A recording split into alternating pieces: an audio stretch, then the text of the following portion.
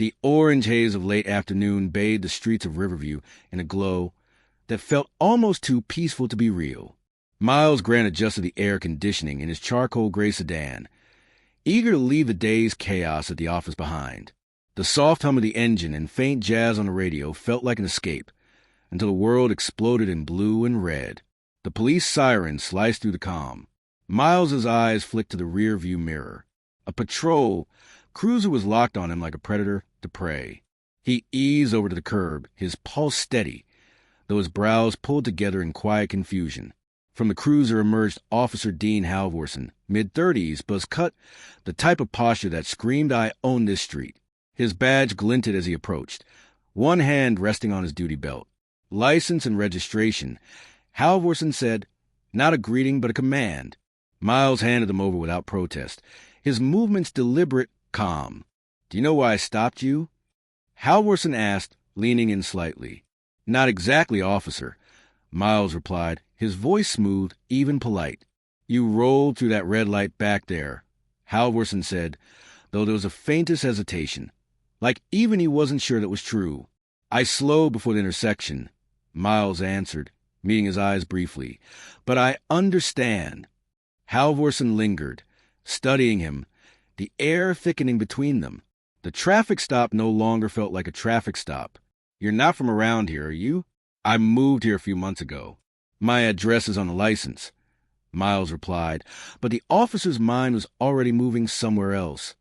Somewhere darker. "What's the rush tonight?" "Just heading home." But there was no easing up in Halvorson's tone.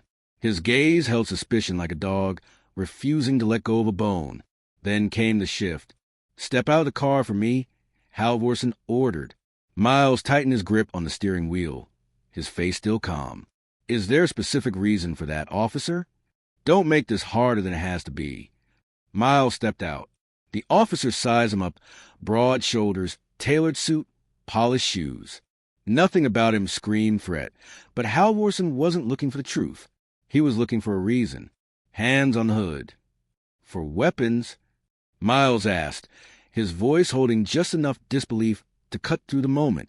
Halvorson searched him roughly, each pat more about dominance than safety. Finding nothing, he muttered, "You're clean." "Of course," Miles replied. "Now, if you're done." "I'm not done," Halvorson snapped. "You seem to know a lot about police procedure." "Why is that? You a lawyer or something?" Miles let a faint smile tug at the corner of his mouth. "Something like that."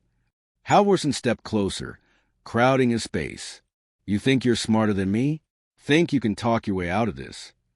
"I don't think anything, officer." Miles said evenly, "I believe in fairness. And I'm not seeing much of it here." The words landed. For the first time, Halvorson's confidence wavered. And then Miles decided it was time to end the game. "I think it's time you know who I am." "I don't care who you." Miles reached slowly into his pocket. "I'm going for my badge." "Don't get jumpy." Out came a leather wallet, flipping open to reveal a gleaming gold emblem. Miles Grant, Director of Internal Affairs, Riverview Police Department. The color drained from Halvorson's face. Halvorson's eyes locked on the badge as if it might burn him. "Internal Affairs?" His voice cracked, the words tasting bitter. "Yes," Miles said, sliding the badge back into his pocket, his tone calm but laced with steel. "I'm the one who decides whether you're fit to wear yours." The officer's posture faltered. His hand slid off his holster, as though the weight of his weapon had suddenly become too much. "Do you know what's most troubling about this stop, Officer Halvorson?" Miles asked. Halvorson stayed silent, his jaw clenching. "It's not the profiling, not the baseless escalation. It's that you did all of this without even knowing who you were dealing with, because you assumed I wouldn't know my rights." The silence between them was heavy enough to crush the moment. "You're going to step back, return my documents, and think very carefully about the choices you make in that uniform. Because you will hear from me again, not as the driver you tried to intimidate, but as the man deciding your future." Halvorson swallowed hard, pulled out Miles's license and registration, and handed them over with trembling fingers. Miles opened his car door, pausing just long enough to look back. "Remember this, the badge doesn't put you above the people. It makes you answer to them. The sedan rolled away, leaving the officer in the fading light, confidence fractured. The next day, morning sunlight streamed through the blinds of Miles's office at the Riverview Police Department's Internal Affairs Division. On his desk sat a file, Officer Dean Halvorson. It wasn't clean. A handful of minor complaints. A few misunderstandings. Always smoothed over, always kept quiet. That was about to change. "Morning, Mr. Grant," his assistant Celeste said, stepping in with a stack of papers. "Monthly misconduct summaries. And the chief wants to remind you about next week's department review." Miles took the reports. "Thanks, Celeste. And schedule a meeting with Chief Rowland for this afternoon." She nodded, sensing the weight in his voice. The confrontation. That afternoon, Miles sat across from Chief Rowland in a small conference room. The chief, a grizzled veteran with a no-nonsense stare, leaned back as Miles recounted every detail of the traffic stop. "This isn't the first time Halvorson's name has crossed my desk," Rowland admitted, rubbing his temples. "But we've handled it quietly. And that's the problem," Miles replied, his voice steady. "Quiet doesn't fix the culture, it hides it. It's time to be loud." The chief's brow lifted. "What are you proposing?" "A department-wide review," Miles said without hesitation. "Not just of officers, of training, protocol, accountability. If we don't raise our own standards, why should the community trust us?" "You'll ruffle feathers." "Good. Feathers need ruffling." Over the next month, Miles became a storm the department couldn't ignore. Public forums, internal interviews, hard questions no one wanted to answer.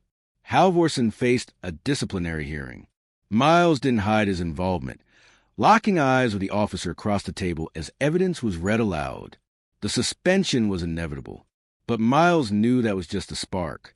The real fire was in preventing the next Halvorson. The speech. Months later, at a packed community meeting, Miles stood at the podium. Officers, city officials, and residents leaned forward as his voice carried through the hall. "Justice isn't just about catching criminals," he said. "It's about making sure the people sworn to protect do so with fairness and integrity. The badge doesn't make you powerful. It makes you accountable." The applause was thunderous, but Miles didn't smile. This wasn't about celebration. It was about momentum.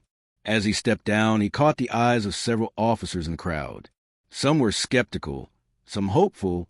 Change wouldn't come overnight, but it would come. The twist ending. The applause faded, replaced by the low hum of chatter as the crowd began to disperse. Miles shook a few hands, exchanged nods, and finally stepped out into the cool night air. His car waited under the flicker of a street lamp. Just as he reached for the door handle, his phone buzzed. Unknown number. He almost ignored it, until instinct told him not to. "Miles Grant," he answered. A long pause, then a voice, low, measured, carrying the kind of calm that felt dangerous. "Nice speech tonight." Miles froze mid-step. "Who is this?" Another pause, a faint chuckle. "You think you fixed something, but you haven't even scratched the surface." The line went dead. Miles stood there, the cool wind biting at his face, phone still in his hand. He glanced around the empty parking lot, eyes narrowing. Somewhere in the shadows, someone was watching, and Miles knew one thing for certain. Whatever war he'd just started, it was far from over.